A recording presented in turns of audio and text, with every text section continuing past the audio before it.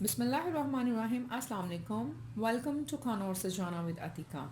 आज की जो रेसिपी है बहुत ही मज़ेदार, बहुत ही करारी सी पेरी पेरी बाइट्स हैं। मैं आपको बिल्कुल नैंडोज़ की एग्जैक्ट रेसिपी जो पेरी पेरी बाइट्स उनकी हैं उसकी रेसिपी आपको बताऊंगी।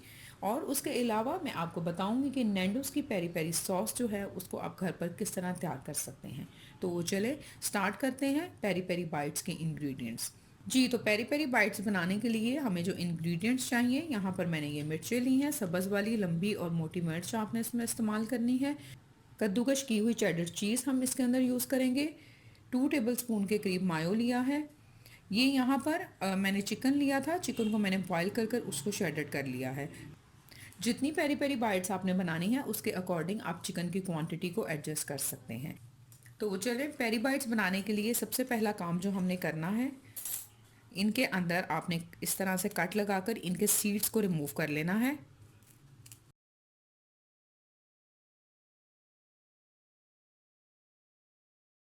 आपने ये मिर्चों में कट लगाकर इनके सीड्स को रिमूव कर लेना है।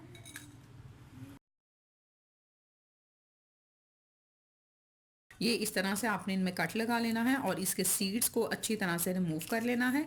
बाकी की तमाम मिर्चों को भी मैं इसी तरह से कट लगाकर उनके सीड्स को रिमूव कर लूँगी। जी, तो ये हमने तमाम मिर्चों को कट कर कर इनके सीड्स को रिमूव कर दिया है। अब हम ये मैंने 2 कप के करीब पानी लिया है। आपने उतना पानी लेना है जिसके अंदर ये मिर्चें अच्छी तरह से डिप हो जाएं। इसके अंदर मैं 1 से 2 टेबलस्पून के करीब विनेगर यानी कि सिरका ऐड करूँगी।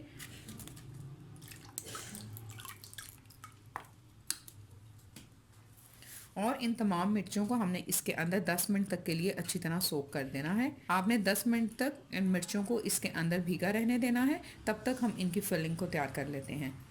पेरी पेरी बाइट्स की फिलिंग तैयार करने के लिए ये जो हमने बॉयल और शेडेड चिकन लिया था, इसके अंदर हम 1/4 टीस्पून के करीब काली मिर्च ऐड करेंगे। इसके अलावा हम इसके अंदर 1/4 टीस्पून के करीब नमक ऐड करेंगे।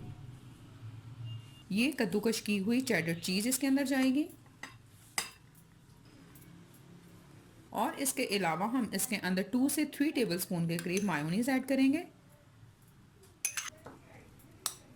और इन तमाम इंग्रेडिएंट्स को हम अच्छी तरह से मिक्स कर लेंगे और हमारे पास नैंडोज़ पेरी पेरी बाइट्स की फिलिंग जो है वो भी रेडी हो गई है।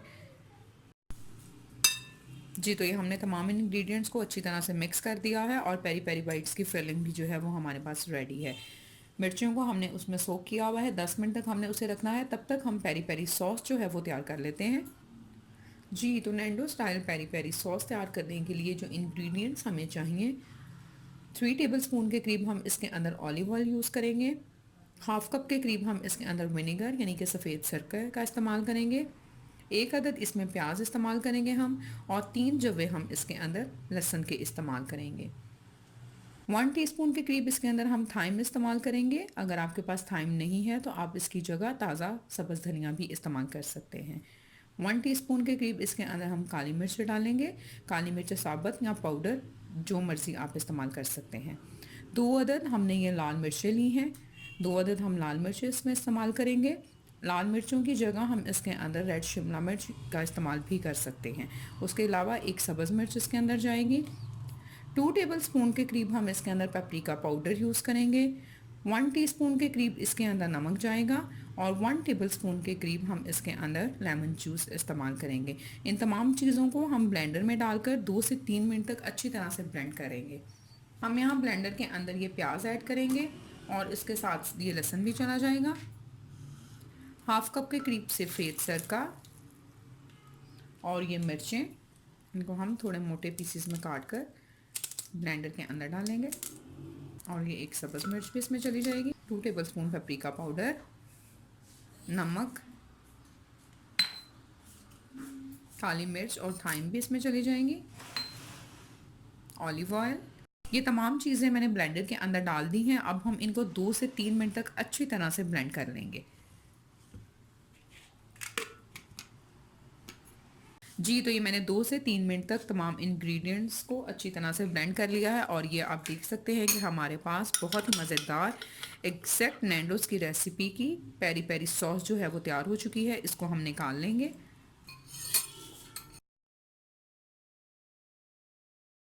जी ये देखें, ये हमारी पेरी पेरी सॉस जो है वो रेडी हो चुकी है। अब हम पेरी पेरी बाइट्स को भी तैयार कर लेते हैं। पानी और सिरके के अंदर हमने इनको 10 मिनट तक के लिए डिप किया था। अब हम इनको निकालेंगे और किचन टॉवल से अच्छी तरह इनको ड्राई करते हुए प्लेट में रख देंगे। आपने इनको अच्छी तरह से ड्राई कर लेना है। इसके अलावा अगर आप मेरे चैनल पर नए हैं तो kindly subscribe to my channel and hit the bell icon for new updates. Recipe अच्छी लगेगी तो इसको लाइक शेयर कमेंट ज़रूर कीजिएगा। जी तो ये हमने तमाम मिर्चों को किचन टॉवल से अच्छी तरह से ड्राई कर लिया है। अब हम ये फिलिंग लेंगे।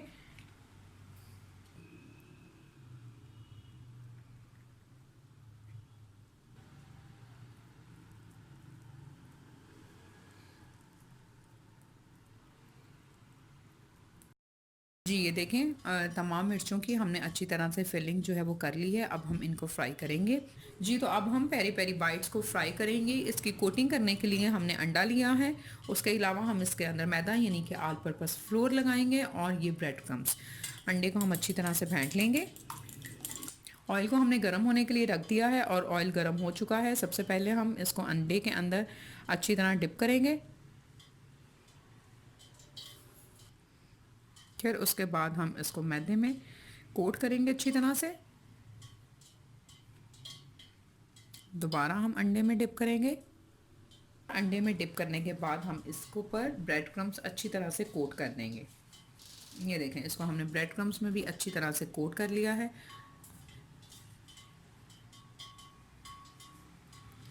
इसी तरह से हम बाकी की तमाम की कोटिंग भी कर लेंगे।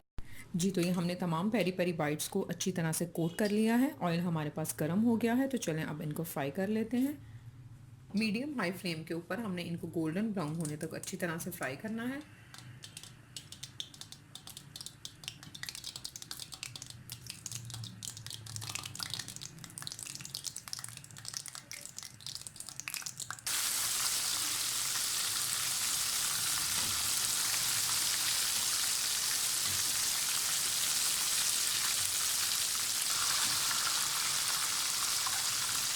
तो हमारे पास ये अच्छी तरह से फ्राई हो चुकी हैं। इनको अब हम निकाल लेंगे और इसी तरह से बाकी की जो पेरी पेरी बाइट्स हैं उनको भी फ्राई कर लेंगे।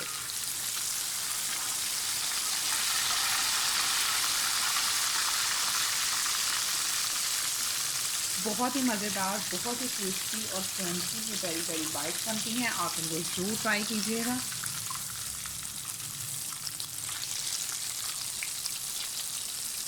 जी तो हमारे पास मज़ेदार सी, बहुत ही मज़ेदार क्रिस्पी और क्रंची पेरी पेरी बाइट्स जो हैं वो रेडी हो चुकी हैं। आप इनको ज़रूर ट्राई कीजिएगा। और इसके अलावा हमारे पास हमारी ये मज़ेदार सी पेरी सॉस जो है वो भी रेडी हो चुकी है। जी तो ये मैं आपको टेस्ट करके बताती हूँ।